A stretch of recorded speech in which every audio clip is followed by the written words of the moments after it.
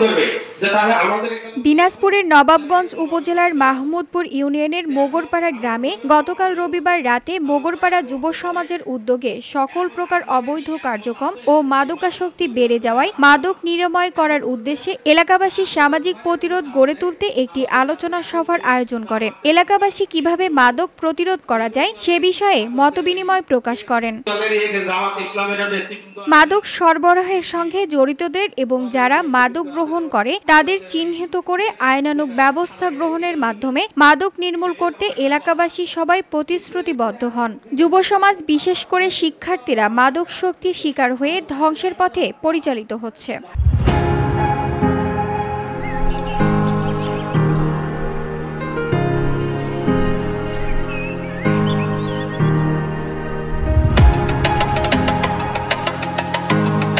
আলোচনা সভায় জনাব মোহাম্মদ হাফিজুল ইসলামের সঞ্চালনায় উপস্থিত ছিলেন মাহমুদপুর ইউনিয়ন বিএনপির সাধারণ সম্পাদক মোহাম্মদ এনামুল হক মাস্টার এবং জামায়াতে ইসলামী আমির জনাব মোহাম্মদ নূরনবী। এছাড়াও উপস্থিত ছিলেন মোগরপাড়া আদর্শ জনকল্যাণ সংস্থার সাধারণ সম্পাদক আব্দুল কাদের, ব্লাড ডোনেশন সোসাইটি এর সাধারণ সম্পাদক মোহাম্মদ সাহিবুর রহমান, ইউনিয়ন ছাত্রদলের সিনিয়র সহসভাপতি মোহাম্মদ সামিউর ইসলাম, মোগরপাড়া তরুণ ক্লাবের সভাপতি রাকিবুল ইসলাম সহ সভাপতি শাখাওয়াত এবং সাধারণ সম্পাদক নাইমুর রহমান সহ সকল পেশার মানুষ।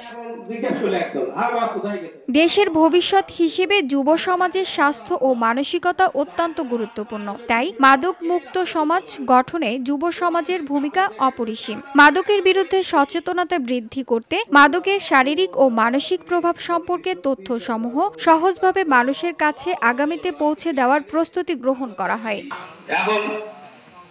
VOD Bangla news desk.